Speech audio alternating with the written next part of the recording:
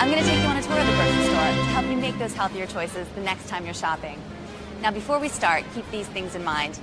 First, come prepared. That means you shouldn't be grocery shopping when you're hungry, and always bring a shopping list with you so you know exactly what you need. Second, shop the perimeter of the store for most of your groceries. That's where a lot of the healthy, unprocessed foods will be, like fruits, vegetables, and fresh poultry and fish. The inside aisles are where most of the packaged and processed junk foods tend to live. And third, only use discount coupons for items you actually need. With that in mind, let's move on to our first stop, the produce section. Try to choose things from at least 3 different color groups, like red tomatoes, green asparagus, and yellow peppers. The variety of colors will give you a good mix of nutrients.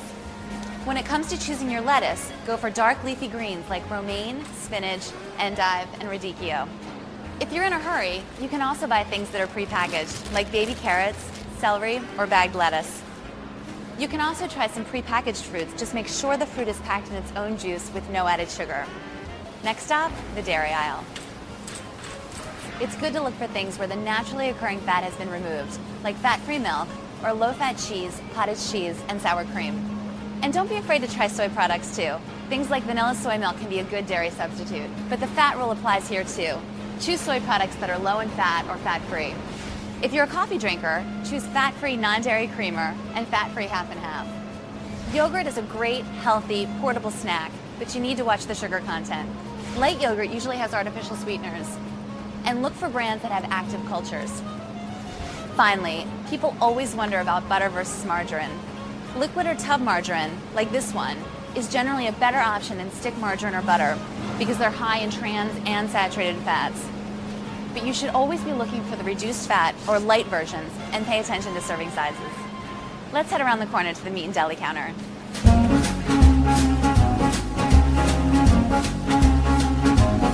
When in doubt, go with fish. It's healthy and low in fat and packed with good nutrients. Just beware of breaded or stuffed items. They usually have a lot of added fat.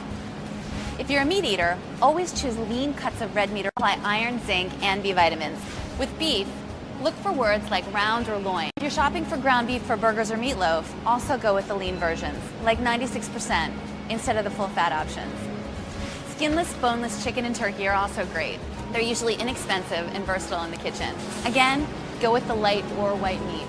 And when it comes to the deli aisle, go for lower fat choices like turkey breast and lean roast beef. But always assume deli meat is high in sodium. It's used as a preservative. If you're watching your sodium or have any doubt about whether a deli meat is lean or not, ask the person behind the deli counter for the nutritional information from the label. When you're looking for bread for those deli sandwiches, choose breads with unbleached flour and at least 3 grams of fiber per serving. Some good options are whole wheat, 12 grain, or oat bran bread, rolls, or tortillas.